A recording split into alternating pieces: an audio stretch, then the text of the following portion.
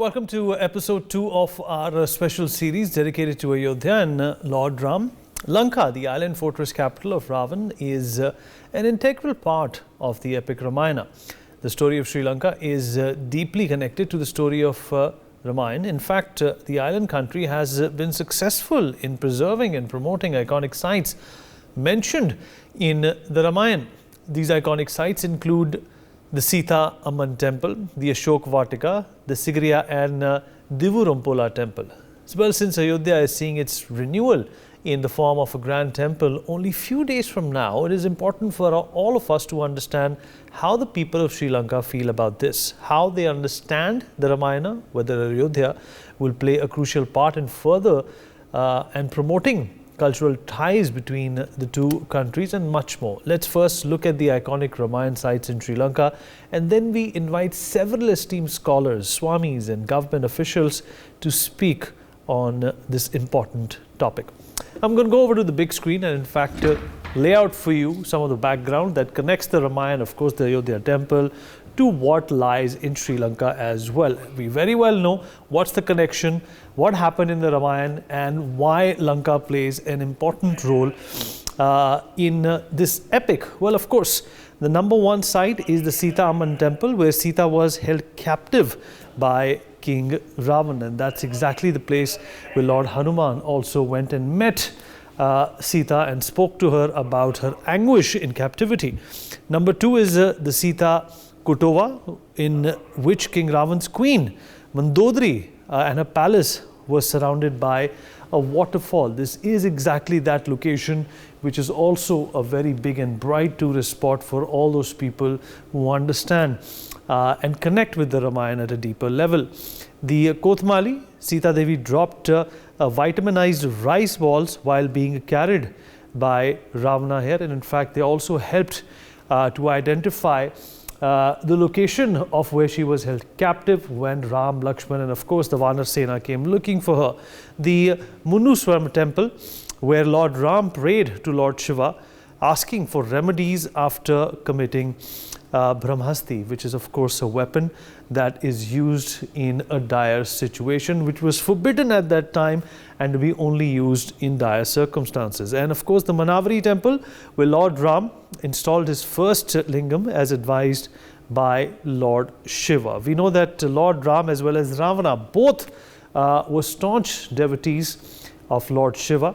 The Dulukanda Sanjeevani mountain, where Lord Hanuman accidentally dropped a piece of Himalaya, and this is also considered to be a place where that important Jadi Booty was found, which saved the life of Lakshman.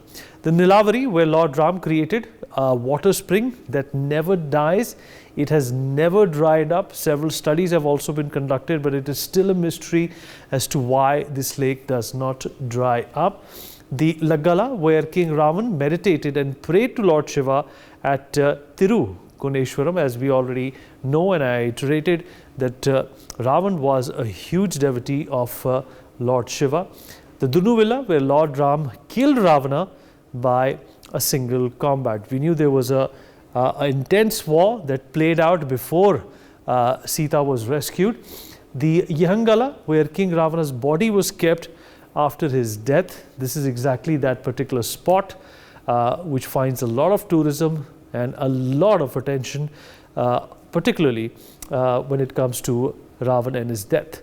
The Dirurampola, where Sita Devi proved her chastity with Agni Pariksha. The Ravan waterfalls, where King Ravana lived in one of the many natural caves.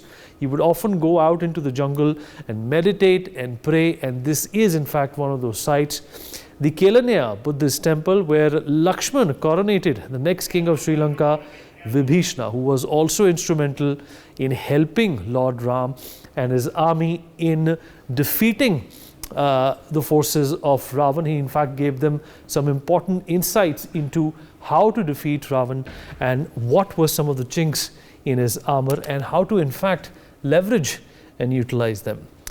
We'll move on with our show now, and it's my pleasure to introduce Mr. B. Sarvesra Iyer Padmanabhan. He's the chief priest and trustee of the Sri Munneswaram Devasthanam. Sir, appreciate you speaking with us. So, first question, what does the Ram Mandir in Ayodhya signify and mean for you? Very great opportunity in our lifetime for build the place Rama temple, especially in Ayodhya.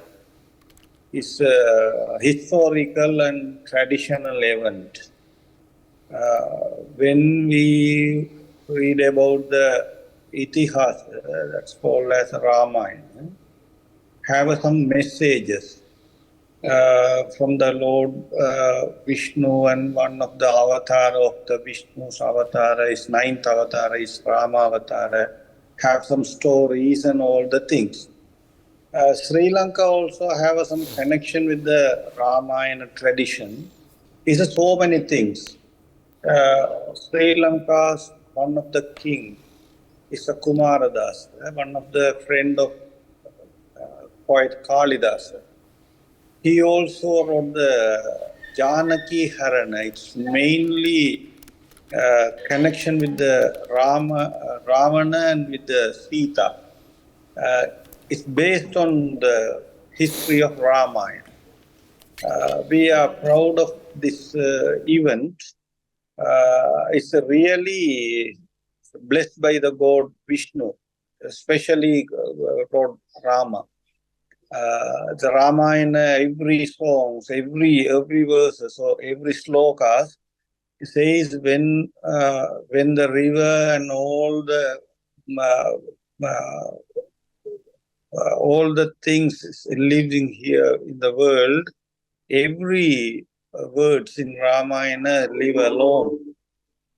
It's a very good opportunity to this event, especially in the month of this month is Pushya Masa. It's a very grateful Uttarayana. It's a very grateful event. Right, and sir, the Munneswaram temple has a number of stories associated with the Ramayana. What can you tell us about them? It's a Munneswaram temple, one of the most oldest temple in prehistorical tradition in Sri Lankan history. Munneswaram built by Lord Brahma, that's called as Swayambhu. It's a Swayambhu, it's a Munneswaram is called the several meanings. It's established by the Brahma. This historical event with the Ramayana tradition have some connections with the Ramayana. It's a Brahmahati, it's a remove the Brahmahati dosha. That's called Dakshina Kailasa Mahatmya. Dakshina Kailasa Mahatmya means one of the Uttarakanda in the Skanda Mahapurana is a chapter of 17th. It says Rama's Brahmahati, remove the Brahmahati dosha. That's called as some 8 slokas from the Rama to pray Munenatha Swami, and all the have a tradition with the Ramayana tradition. It's a very powerful message from the Dakshina Kailasa Mahatmya. It says when he will go through the India in Ayodhya by Pushpaka Vimana, and he followed the Brahmahati after the kill of Ravana by Rama, just called as Vishravasa, son of the Ravana. He followed the Brahmahati, and when his past Munneswaram temple is removed, when he realized the actual figure, is the importance of this positive energy matter, and come down to Munneswaram and pray to Munenatha Swami and bless to Shiva, to Rama. You need to do the prayaschitta for the killed Ravana. You need to establish 5 places to remove the Brahmahatti dosha, to establish need to establish the Linga Sthapana, Shiva Linga Sthapana. One of Manavari Ishwara temple, 3 important Shiva temples in Sri Lanka. One of Munneswaram, second one is Tirukeshwaram, and third one is Tirukoneshwaram. And the Manavari is one of the near to Munneswaram is established by the Swarnalinga. And Rajadalinga is silver in Tirukeshwara, and Koppalinga in Tirukoneshwaram. And after that, he built by sand in Rameshwara. That message says by Dakshina Kailasa Mahatmya, chapter 17, is describe all the things. It's a connection with the Ramayana, with the Sri Lankan tradition.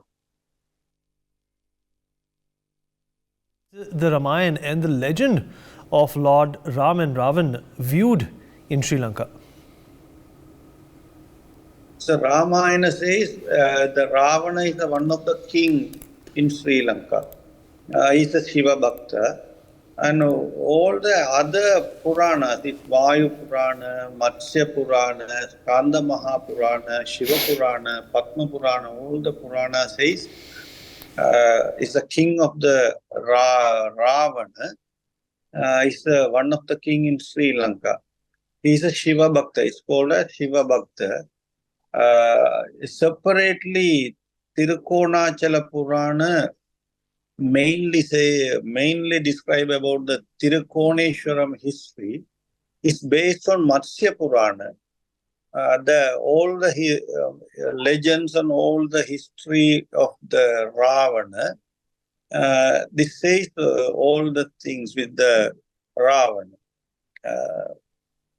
It's specially called as Lanka Dvipa, Lanka and Sri Lanka is called as all things. Yeah. So today in Sri Lanka there is a temple where Ravan is worshipped. There is also the Ravan cave and Ravan falls. What more can you tell us about this? Ravana has some connection with the Sri Lankan historical rule.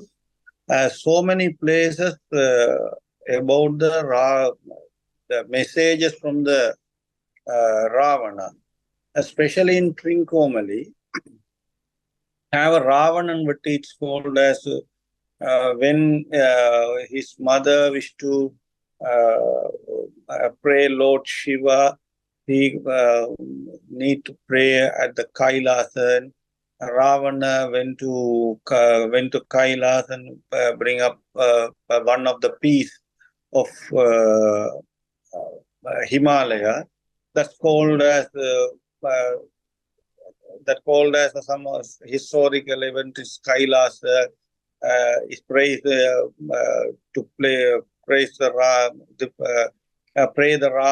Ravana by Samaveda and get blessing from the Shiva, and all the legends have some Puranic evidence that says when the Trikonamale in Trincomalee, his mother is Mandodari, Ravanan's mother, pray to Lord Shiva and get all the legends in hot water wells and all the things. Have some more and more evidences and all the historical events have some connection with the Trincomalee.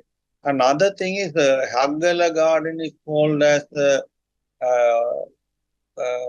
Ravana Ela and all the things in Ashoka Vatika.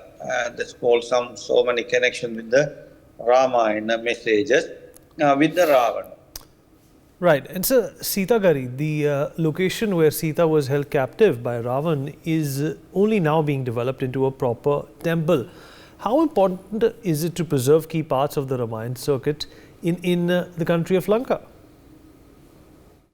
Very, very important things is Ramayana and the prehistorical event. Sri Lanka called in Bharata called as a mother country, in child country in Sri Lanka. There's so many historical events and traditional, religious and cultural, all the living style, all the connection with the India. When we go through the prehistorical tradition in Mahabharata and Ramayana and others, several Puranas have so many connections with the Sri Lanka. Sri Lanka, no, we don't have any variations in Saiva and Vaishnava Vedas. Not need to do all the things. All the devotees are pray to Lord Shiva and Lord Katragam, Lord Vishnu and Lord Skanda Kumara, Lord Ganapati, and all the divine powers. We need to get all the divine powers. When the Rama, one of the avatar is ninth avatar in the Vaishnava tradition, called as Rama Avatar, especially called as a Mahavishnu. That's very important. It's a Sita called as a Mahalakshmi. In Sri Akanta, it's called as Sri Akanta. Sri Akanta called as is one of the avatar of Mahalakshmi.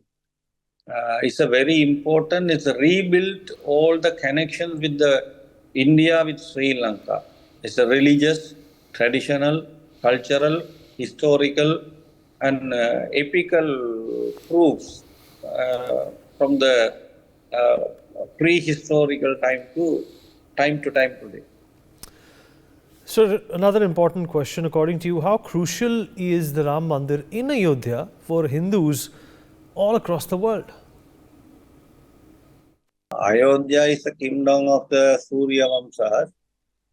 It's described by the Ayodhya Kanda in second chapter of Ramayana. It's described all the prehistorical events and all the things, in especially the Dasharatha and all the kings, just so Surya Vamsa historical event. Especially it's recognized by the we recognize in other way to the history of Ramayana. I think it's a real approach, I think. Right, so last question before we let you go, sir. What is your message to everyone ahead of the Pran Pratishtha at the Ram Mandir? It's a big occasion. Especially we need to thank God, the Lord Vishnu, especially in Rama. When just around by the historians, and especially with the Rama connection with the Sri Lanka, that's a message from all the blessings of Lord Shiva, especially in Vadivambika in Munnanatha Swami.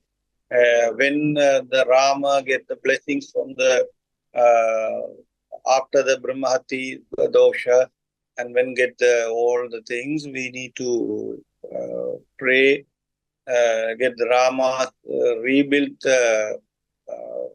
That's a temple. It's a special, powerful to protect all over the world. It's a special blessings from the Lord Rama.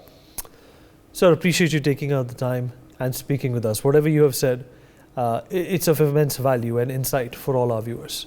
All right, we'll talk to a number of other experts and people who have understood the relationship between the Ramayana and, of course, India and Sri Lanka, and how intricately woven it has all been for thousands of years now. Vidura Vikramanayaka, Union Minister of Buddha Sasana, Religious and Cultural Affairs, Government of Sri Lanka, is going to be joining us. Also joining us on the show at this point in time is Swami Aksharata Mananda, Ramakrishna Mission in Sri Lanka, is also joining us on the show. Balavi Sankuratri, convener, Global Encyclopedia of the Ramayana. The Sri Lanka chapter joins us on the program as well. Mr. Gyan Kumar Seethambaram, member of the Ramayana Committee, Sri Lanka Tourism, also joins us on the show. S. Padmanabhan, Chief Priest and Trustee of the Sri Munneshwar Devasthanam. It is one of the largest temples in Sri Lanka and one of the 5 lingams installed by Lord Ram on Lord Shiva's directions, as I had mentioned in my opening monologue. Srinivasagam Kalaiselvam, former DG of Sri Lanka Tourism Authority, also joins us on the show. Thank you everyone for taking out the time and speaking with NewsX. Your presence here is of immense value, and the insights that we and our viewers are going to get through your expertise is going to be extremely valuable. Balavi Sankuratri, I'll begin with you if you can hear me. Thank you so much for being here. Thank you, Vineet. Thank you for calling. Well, you understand the intricacies of, how important the Sri Lanka chapter is when it comes to Ramayana. A number of people, know what really happened in Sri Lanka, but when it comes to remnants, when it comes to the legacy, and the relics that still survive in Sri Lanka, perhaps all of us are not aware of everything that Sri Lanka has to offer and the connection that beholds India and Sri Lanka together. In context and in view and light of what is about to happen in Ayodhya, how would you describe these events and this connection that India, Ramayana and Sri Lanka have had? Great. Then let me start with the latest episode, what happened recently. Every year, Ayodhya has the tradition of inviting cultural troops from across the world on the eve of Diwali. And every year, teams from Sri Lanka also come. And this year in 2023, a team from the Ministry of Buddha Sasana, Religious and Cultural Affairs has sent their official dance and drama troupe to perform at Ram Leela in Ayodhya during the time of Diwali, marking Sri Ram's return after 14 years of exile. This is a clear message from the Ministry of Culture, Sri Lanka, to India that Sri Lanka is very much welcoming the Ayodhya temple coming up Ayodhya temple coming up for the Ram. This is the first thing. And of course, coming to the tourism is concerned, there are over 50 sites which are being marked as having connection with the epic Ramayana. There is one. And let me take you a little more to 2020. In 2020, the government of Sri Lanka, the aviation department, has given a public notice asking the public to give any information available related to the Ravana's aviation routes. And this is the public notice given by the government to the general public of Sri Lanka, which means you can understand how much they are connected to Ramayana. And if you go a little more further, in the year 2019, Sri Lanka for the first time has launched its satellite into the space. And the name of the satellite is Ravana 1, which means they may be having another 9 heads of Ravana also getting into the space. This is another thing, the connection what Sri Lanka has with Ramayana and how people are accepting it. And let us go all the way back to the times of early independence or pre-independence time. On the 7th of December 1947, the government of Sri Lanka has announced its first commercial aircraft operation, which has actually flew on 10th of December 1947. And the name of the first commercial aircraft of Sri Lanka, which flew from Ratnamala Airport to Madras via Jaffna, then Madras, now Chennai. The name of the aircraft is Sita Devi. I think these are a couple of examples to give how strongly Sri Lanka is connected to Ramayana from the times immemorial. That is the first thing. And people in Sri Lanka, where the 50 Ramayana sites are being marked, like you mentioned earlier, Sita Elia Temple in Ashokvanam. Very close to Sita Elia Temple, there is a garden called Hagla Gardens. You may consider Sita Elia Ashokvanam to be the combination of both Hagla Gardens and Sita Elia Temple. And these two together are still having the prominence. And Hagla Gardens is still the garden from the times of Ravana. Ravana also maintained it as a garden, even today it's a garden. Yeah. Bala, you also mentioned that if a tourist goes to Sri Lanka and wants to understand the connection between Lanka and Ram and Ravan and Sita and Ramayana in India, it's going to take a lifetime. Uh, yeah, and of course, I see you endorsing that fact today as well. But the fact of the matter is, a number of people, still consider the Ram Setu and some of the other popular things that have been mentioned in this popular epic, as the be all and the end all. What would you recommend to these people? What kind of an enamor and a lure awaits them when they go to Sri Lanka and actually try and see that these places in fact exist? They form the culture of India, but from a distance, and need to be explored for all its authenticity. Great. When the tourist is going, or a pilgrim is going to Sri Lanka to explore the Ramayana sites, I strongly recommend you need the pilgrim or the tourist has to decide on what style you want to go. He has a limited time period, a limited budget, or whatever. You want to quickly go on to see only the sites, offer his prayings to the respective places, take some photographs, take some prasad, and come back to India. Then it is you can go for whatever the number of days, 6 nights or 7 nights or 10 nights, whatever you wanted to. But if you want to explore Ramayana, the minute you go to Ayodhya, you explore Ramayana in Ayodhya, and go to Sri Lanka, spend your time, ample amount of time, to understand Ramayana and learn Ramayana. You will be taken to the next level of Ramayana. For example, I'll tell you. So I'll leave the viewers with a kind of suspense for them to actually go and explore Sri Lanka. If you start learning Ramayana from the Sri Lankans' perspective, or you go to Ayodhya and then come to Lanka and start understanding the Ravana's version or Lankan version of Ramayana, then you will start understanding why did Ravana allowed Vibhishana to go in support of Rama first of all. When Vibhishana is going in support of Rama, Ravana being the mighty, he can actually put Vibhishana in the prison, right? So, but he still allowed Vibhishana to go in support of Rama, his enemy. So for that, if you want an answer, you should not be a tourist to Sri Lanka, you should be an explorer of Ramayana to Sri Lanka. So when Vanarasena is going on all the 4 directions in search of Sita Devi, the mudra of identity of Rama is given only to the south direction Vanarasena, which includes Hanuma.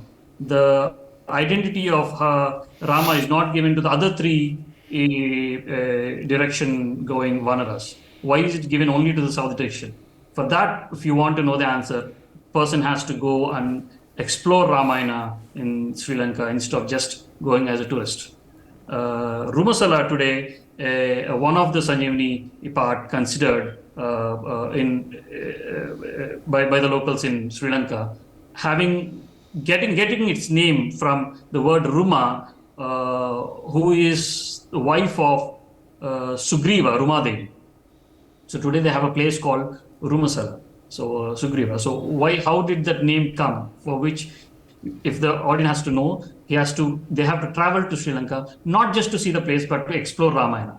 By the time they explore this and come back to India, they will start knowing the insights of Ramayana, what is Ramayana trying to tell to the audience, rather than just going as a fairy tale. So Ramayana has a lot to tell that you will start understanding only when you experience Lanka.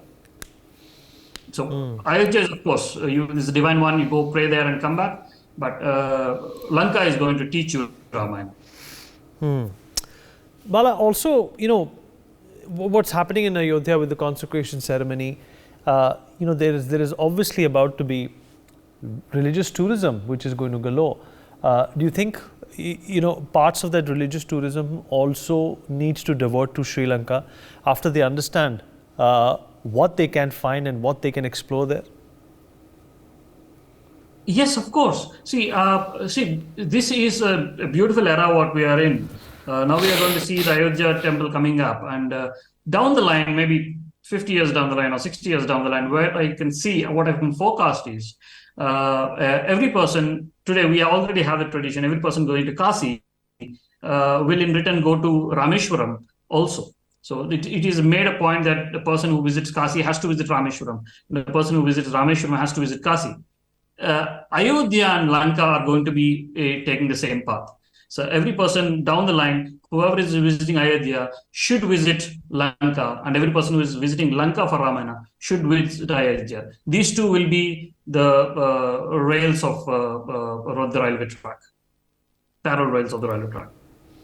Right, and even in terms of education and marketing, what do you think ought to be done by both the nations, India and Sri Lanka, in togetherness to make sure that this is a new era, a new chapter in exploring the legacy of Hinduism and Sanatan Dharma and the epics we are also familiar with. What I strongly recommend at this point in time is that both the governments should come together in exchange programs like cultural exchange and Ramayana festivals. India has already started doing Ramayana festivals. Sri Lanka should also slowly start the Rama Ravana festivals, etc.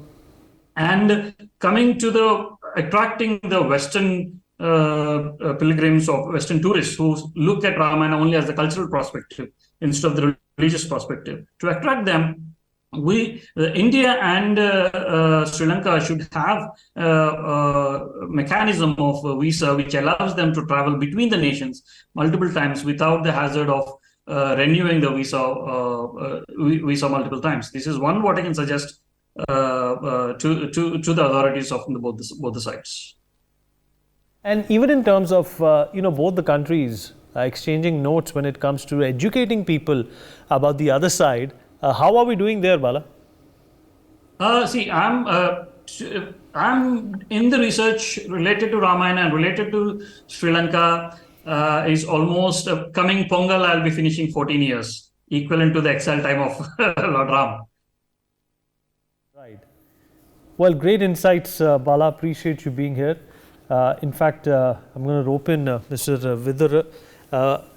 Vikram Manayaka into this conversation and try and understand from him what does this consecration ceremony mean and how is this definitely going to bridge a number of gaps, if we can call it, or a number of misconceptions that have existed about the Ramayana, the Ram and the Ravan legacy as well. Mr. Vidra, if you're there with us and if you can hear me, sir.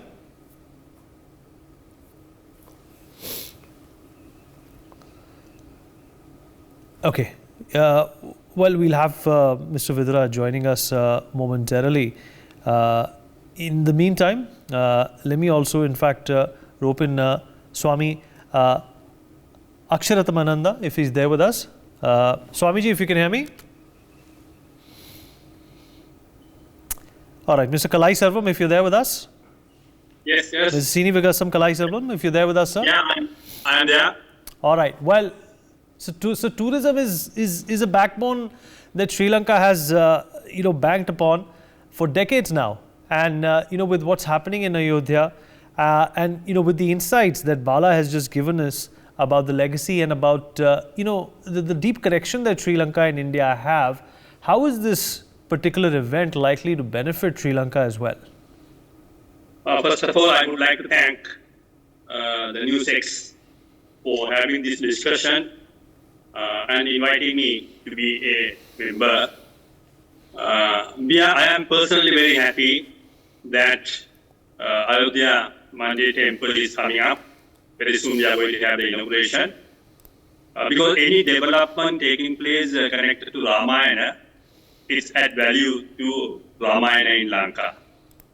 Now, a lot of the other speakers spoke about the particular sites in Ramayana.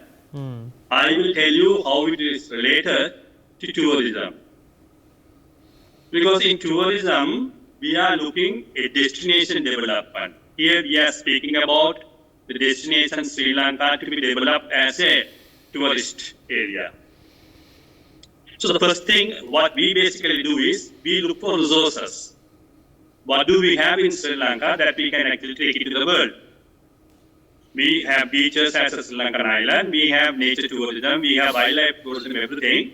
But here the focus is on Sri Lanka has resources connected to Ramayana. That is basically the segment. Yeah, can you hear me? Loud and clear, sir. Proceed, sir. Yeah, that is from the segment where the Golden Deer story started and up to the end where Lord Rama returned back. So we looked at these particular sites, the resources for Sri Lanka tourism. Actually, I should tell you at this point, Saint Morai Babu from Gujarat came and did Ram Katha in Lanka, where he brought 1,200 devotees. I would say that basically the starting point for me to start working on this Ramayana Trail project. We went all over Sri Lanka, collected all the sites relevant to Ramayana. One from another, we went and actually was searching for the places, things. But I must tell you, although we actually launched this project in 2008 in New Delhi, these sites were in existence long time before that one. So when we have these resources in Sri Lanka, the second thing that we look for it is there are people who are actually keen to come and see these sites. We are very lucky to have India as our neighbor. India as our neighbor where there is good connectivity between the two countries. India is, we don't have to tell what is Ramayana to India because they basically know all Ramayana is. So that was an opportunity given to us to take the Ramayana Trail project to India. Third, of course, the moment you have the resources and a particular market that you can go and create awareness and bring tourists, we actually look for, do we have all the facilities? When they come to Lanka, they will actually have it. Of course, Sri Lanka as a tourist destination, we have all these particular facilities. The fourth one, we look for it, okay, after doing all these three, will that benefit the locals? Will that benefit the investors? Will that benefit the government? In the case of Ramayana Trail project, all these four aspects were said yes, confirmed, done. That is where we actually went and launched this particular project, Ramayana Trail. Now, we as Sri Lanka Tourism, we need to ensure that when a tourist comes, that basically he will have to, when he goes to these sites, he will have a lot of information, all that information, what the tourists are looking for, devotees are looking for it, are given to them. So, Sri Lanka Tourism conducts the tour guide course. We introduce Ramayana as one of the subjects into the tour guide course. Then all those tour guides were forced to learn Ramayana. I must tell you, in Sri Lanka, 70% are Buddhists, 17% are Hindus. And when it comes to the tour guides, basically the majority are Buddhists. They didn't know anything about Ramayana, but with the Ramayana Trail project being launched, they were taught Ramayana. I must thank Mr. Bala Sankruti, who took very, very active role in educating the people, tour guide, travel agents, on this particular Ramayana project. Right. And that is, yeah. So you develop the trail as well, but you know, from what I've shared with Bala as well, it's important to get your perspective as well, that when it comes to tourism and religious tourism, you know, what kind of floodgates ought to be opened after the Ayodhya temple is finally revealed to the world? Yeah, basically when you look at Ayodhya temple, it is going to be a real asset to us because in the Ayodhya temple, there are actually wall paintings showing the entire Ramayana stories there, including Ravana abducting Mata Sita Devi and the Ramana war. And the people going there basically going to ask where are these particular sites. And we have actually maintained those sites, bringing devotees, right, in Lanka. That will definitely boost us because this is a place where we will also come in. I'm sure the Sri Lanka tourism will one day come in and speak to the devotees and the temple people and have enough and enough actually familiarization tours, programs to boost tourism between the people who are coming, devotees in Ayodhya and to Sri Lanka. And I must tell you, it is because of Sri Lanka tourism took this initiative. The Ramayana sites in Sri Lanka are now getting income. it is because of this income that is earned in these particular sites. These particular sites are now maintained, and I must tell you the devotees are really contributing to the development of these particular sites. And the sustainability of these sites are now maintained, right? So that it will be actually seen by our future generation. This is the role that the Sri Lanka tourism is playing to keep these sites sustainability for the future generations. Any more question that you wanted to ask me, please? The repercussions, or rather the rewards, are not only going to be in India, they are also going to percolate down to Sri Lanka as well. It is going to be very, very clear from the history that is also painted on the walls of the temple on what exactly can be found in Sri Lanka. There has to be a corridor developed between these two countries, and there's obviously an information exchange a program that needs to be initiated as well. How do you think that both the governments can work towards that? You know, the best part is that the bonhomie and the camaraderie between Sri Lanka and India has existed, despite our connectivity and our brotherhood, which comes out and stems out of the Ramayana. Yeah, now I must tell you, this year we hosted the Thai Travel Agents Association of India, and there were about 500 travel agents coming to Sri Lanka. And basically speaking about creating awareness, how best actually we can actually get the travel agents to actually sell our packages.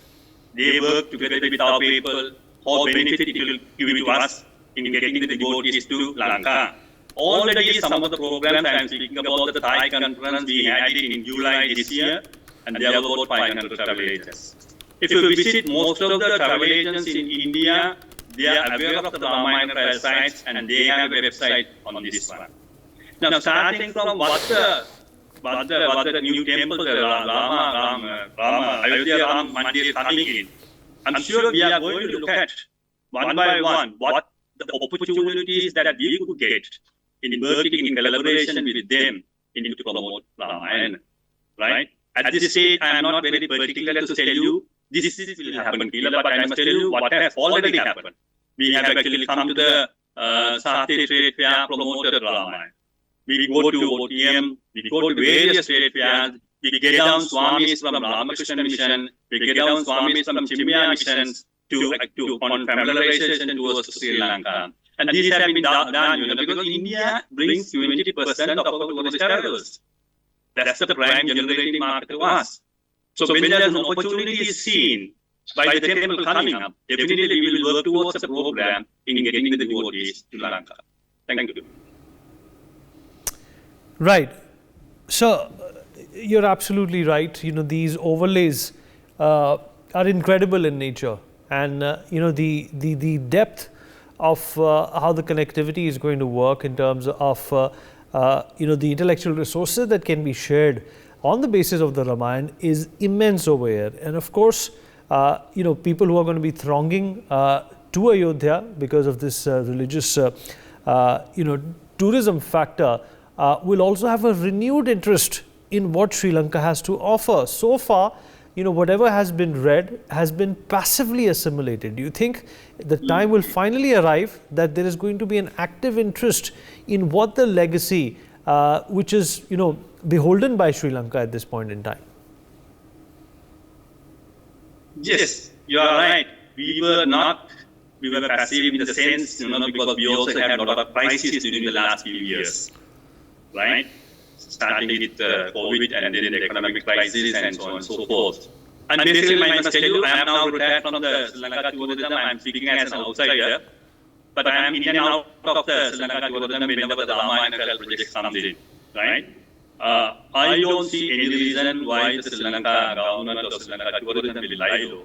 They will very definitely actively participate in this big opportunity given to boost tourism on Sri Lanka. I was last week in Chennai, promoting Ramayana Trail, and then also the Murugan Day, and speaking to a couple of people in Chennai, a group of people, right? And I must tell you very frankly that although we have all these sites in Sri Lanka, not many people are still aware that we have these particular resources.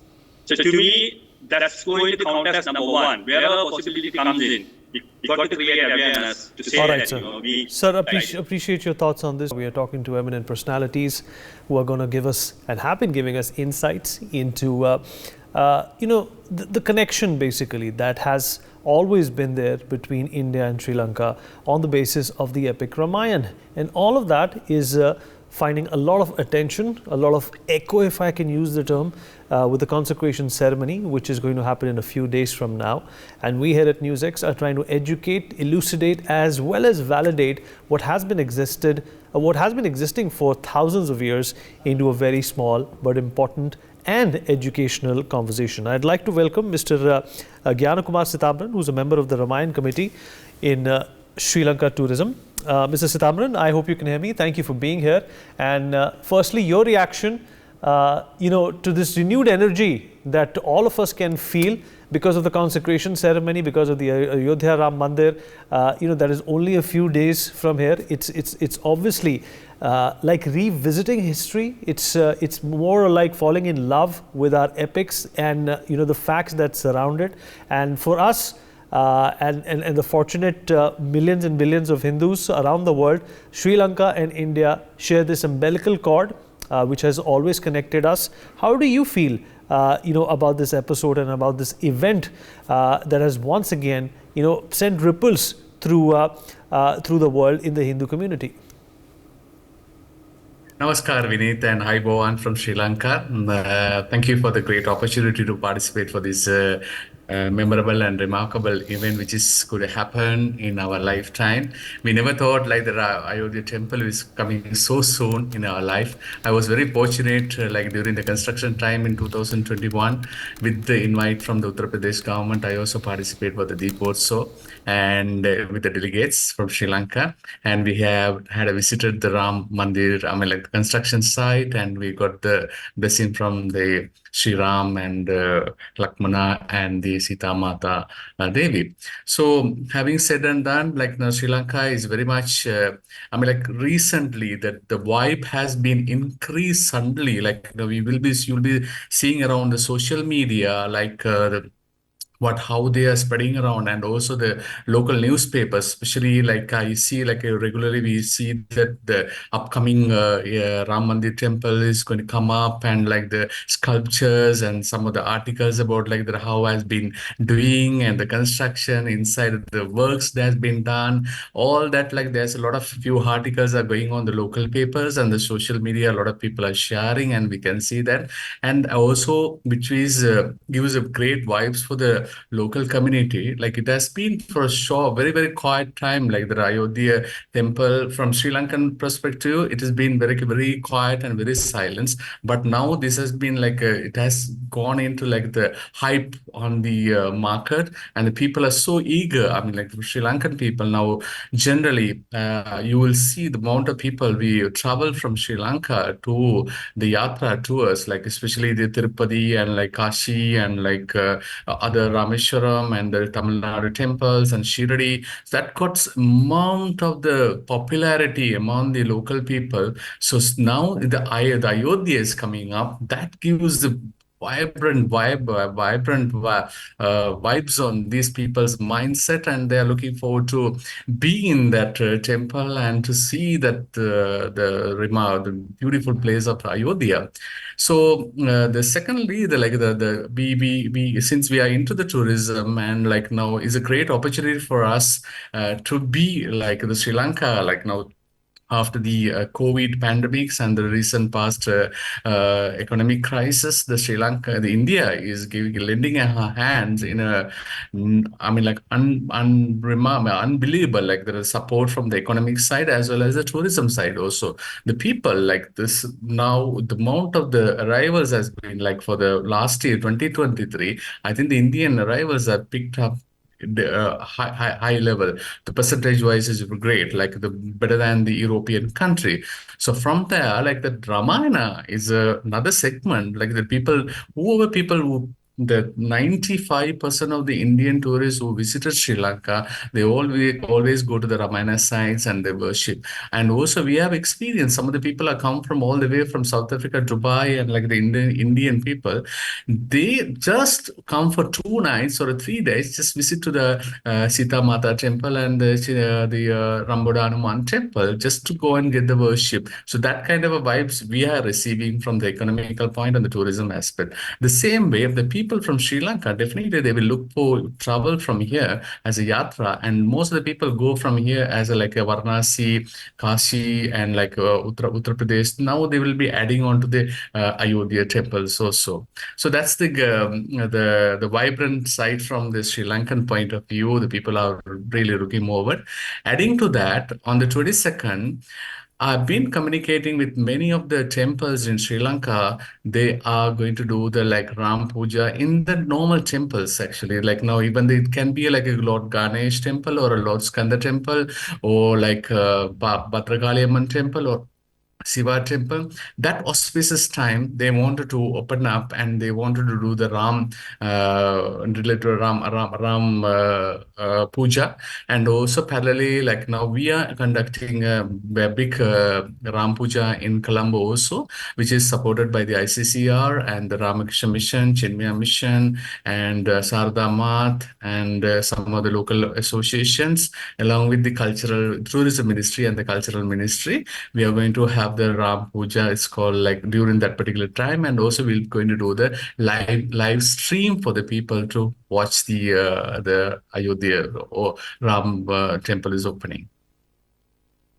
Mr. Sitamran, when it comes to people connect, how is this facet going to in fact, basically not only establish appreciation between both the countries, but will also establish a link that was not missing, but perhaps a little less traveled and thought about?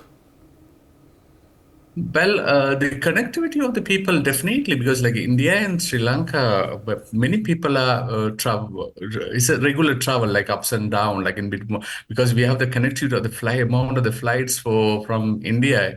It's every states now we have a connectivity with the flights. So the people would take the opportunity to travel, and also the ship operation is taking place from the northern part of Sri Lanka to India. Also, it was started, and due to now the weather pattern is changing.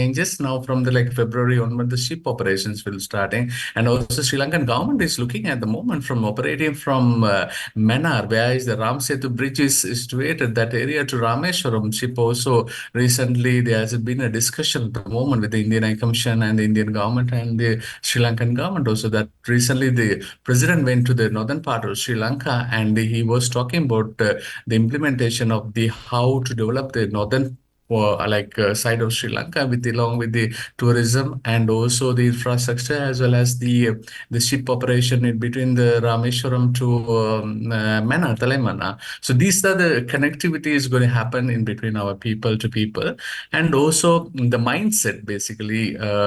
Now the many of the as Kalai Selvan said that we are having about 77% of the Buddhist people and 17% people are the Hindus. However, that Buddhist people, like they do the pilgrimage and yatra to Varanasi and Bodh Gaya and everything, definitely they will be adding on to this Ayodhya program also, I'm sure. And also the many of the people who goes, most of the people travel from here, the Buddhist people go to Tirupati Devasthanam temple also to get the blessing from the Lord Mahavishnu. So this is the connected, very much we are connected in between the both countries, and both culturally we are connected. We also talk about, marketing or, basically advertising what the other country has to offer to the other. Do you think that, the consecration ceremony on the 22nd is perhaps going to leave no room, for people to understand the advantage, the appreciation, as well as the attraction that Sri Lanka holds today when it comes to the Ramayana and its remnants today? Yeah, it's a great opportunity for Sri Lanka actually going to that particular so that the event is taking place and the whole world is like going to watch them. I mean, like the not only like India, like Sri Lanka, like the whole South Asian country or South Asian country, the Europe country, all will be watching on this. Is a great opportunity that like Sri Lanka is getting into that the Ramayana, Ayodhya, and I think I feel it that the tourism aspects. We must approach to some of the media and the people to add some of the few things that what you Sri Lanka can see, like all the way the people going to see the Ram Mandir, and again you have opportunity to come and see the Sita Mata temple in Sri Lanka, is one and only the famous temple, and it was a captive place in Sri Lanka, so it's a great place to make a visit in Sri Lanka, as well as to continue the Ramayana Yatra, as well as the what Sri Lanka can offer during their stay in Sri Lanka. The second point, like now, the unique point, like we are trying to do that on the customers point. Actually, we are looked at the moment. I think many of the hotels have come up with the food, especially the food. Sri Lankan food is like more or less like a Kerala kind of a food, but like now they need like a typical vegan and vegetarian and Jain kind of foods, and a lot of they got through learning about that. Learned actually, not learning. I see like many of the hotels offers a fantastic variety of the vegetarian food according to the people its requirement. So, and also we are very closely work with ISKCON for people also. So they are also promoting Ramayana, and they are bringing a lot of yatra people to Sri Lanka. So that also they are conducting various classes in all over in Sri Lanka, India, and they have got many yatra people are there, so they will be also traveling to Sri Lanka and to explore the Ramayana places. So it's a great platform for us to be getting into and get more yatra and the marketing side of Sri Lanka. And of course, last question before we let you go. So, what you're obviously suggesting, and which is also an organic and natural step in this particular direction, is that peoples from both the country will be able to appreciate the tourism that they will be undertaking, and governments of both the countries will also find a lot of attachment as a result of 22nd January and the consecration, in the opening of the Ayodhya temple. Correct. I come to know that like the government of Sri Lankan officials also participating, including the governor of Eastern Province and the Sri Lankan High Commission and the Ministry of the Prime Minister's office. Some of the delegates also been invited for this. That's what I come to know, and there will be some of the delegations teams from Sri Lanka is also participating for this great event in Ayodhya. So that's in between the government to government the arrangement have been taking place at the moment. So appreciate you joining us. Thank you so much for being here and giving us your insights. It really means a lot. Thank you. It really means a lot. Thank you. All right, at this point in time, Swami Aksharatananda, Ramakrishna Mission Sri Lanka, is also joining us on the show to talk about this. Swamiji, appreciate you speaking with us. Your time is, of course, valuable here. First question, what does the Ram Mandir in Ayodhya mean to you and to the mission, of course? Oh, it is a good progress to protect the Sanatana Dharma and to revive the Hindu culture and our ancient traditions. It's a boost to all Hindu people. The legend of Ramayana in Sri Lanka. What is Lanka's understanding of this epic? That is, here the Ramayana is not kept in a high reverence. Ramayana is known, the Ramayana story is known, but Hinduism here is predominantly Shaivaitic, Shaiva Siddhanta. So because all are Shaivas, so there's no Vaishnava trace even. Very few Vishnu temples are there. There's no Rama temple. In the recent times, some Hanuman temples have come up. That is the only change. So Ramayana is known as a story, as a kavya, and people read it. And sometimes they have events, cultural events, lectures, even competitions, etc., on Ramayana, only for the poetic beauty. The Kamba Ramayana is well known here. For the poetical beauty as a literature work, people read it and use it, but not as a deity. Rama is not respected as a deity. He is known as a Ramayana figure, Ramayana hero, that's all. But people, this is undercurrent. The effect of Ramayana, the Rama story, everything is undercurrent. For example, people have their names like Ramanathan, Ramalingam, Rameshwaran, like the names are there. It does not mean they worship Rama. The name is common, it is there, but they will go and worship Shiva only, or either Ganesha or Subramania, Muruga, like that only go. So when they come to worship, they go to Shaivati temples only. Ramayana is non-accepted. That is the social level in Ramayana. Absolutely, sir. Couldn't agree with you more. So today there is a Ravan temple in Sri Lanka as well. There's also the Ravan cave and of course the waterfall, which are popular tourist destinations today. What more is known about these destinations?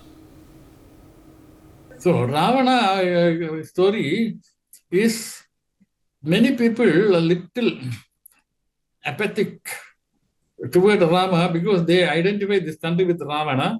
So Rama came and killed Ravana. So in that way, some people have got a little negative idea about Rama. But many people understand that Rama is a Shiva Bhakta, he is a devotee. So in that way, Ravana is kept in a high esteem also.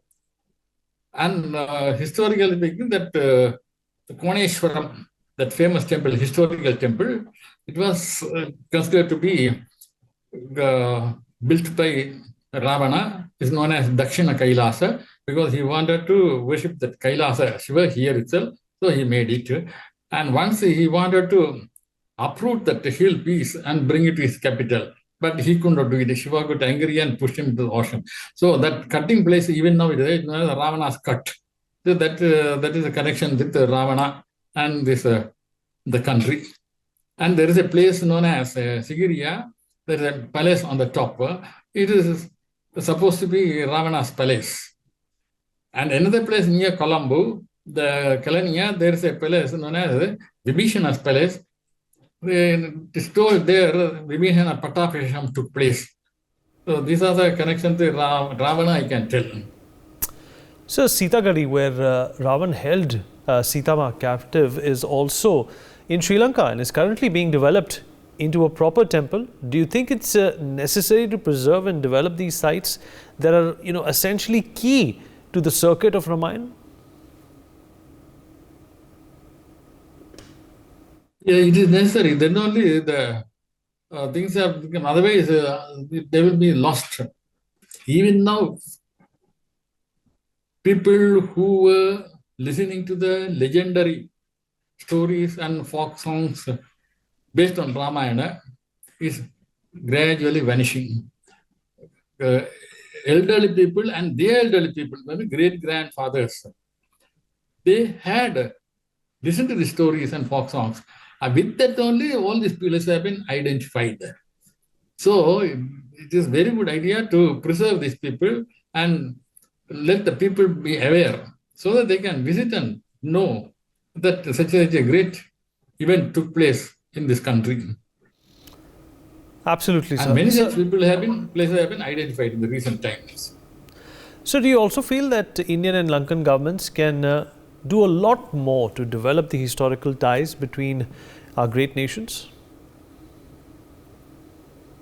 Yes, it has been going on for a long time, but the efforts are not sufficient. There's a necessity for both government to come together, join together to develop the tourism between the two countries based on Ramayana tourism. There were so many efforts by individuals and tourist service providers. Even many individuals, they came and met the ministers and everything.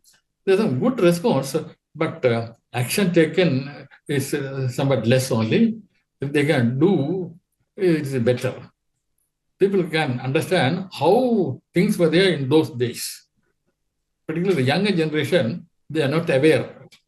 A few hundred years ago, people are not aware. Now people are aware. Now they are not aware, except for the book knowledge.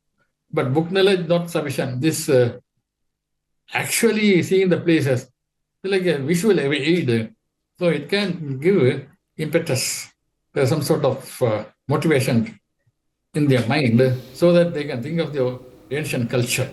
So another important question would be, how does the Ramakrishna mission inculcate the teachings of Lord Ram in its day-to-day and its daily activities?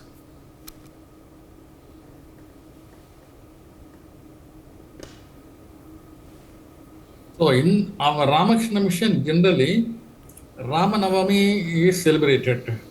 And in every month, Ekadashi, that is once in 15 days, Ekadashi day, the Ramanama Sankirtanam, a poetical, musical rendering of Rama story. That means Ramayana story is set to music in 108 lines. The Ramanama Sankirtanam is sung in all Ramakrishna mission centers. So these are the two things conducted by Ramakrishna mission in general. And any cultural program, etc., we may encourage the Ramayana story, etc., the competition. That goes in a small scale. It varies from place to place, depending on the local background. So here in Sri Lanka, this thing will be a little less. But in other places where Ramayana is very popular and everything, they may be having more activities based on Ramayana. And so, how important is the Ram Mandir in Ayodhya to all Hindus all around the world, according to you? This is one way the Hinduism is made to attain Christian glory. Hinduism, ancient, and the Ramayana story is true, it is historical. And there are so many things forgotten in the past due to the influence of different cultures coming into India. So now it has been revived. So in that way, the whole world is looking at Ayodhya and Ram Mandir, that it has been established, or rather we can say re-established and rejuvenated. The Hinduism has been rejuvenated, we can say. It's not only Ramayana or Vaishnavism, but we can say even Sanatana Dharma is getting a boost, is getting a promotion by the Rama temple. So last question before we let you go. What is your message ahead of the Pran Pratishtha ceremony of the Ram Mandir on the 22nd of this month? That is, Rama is worshipped for his ideal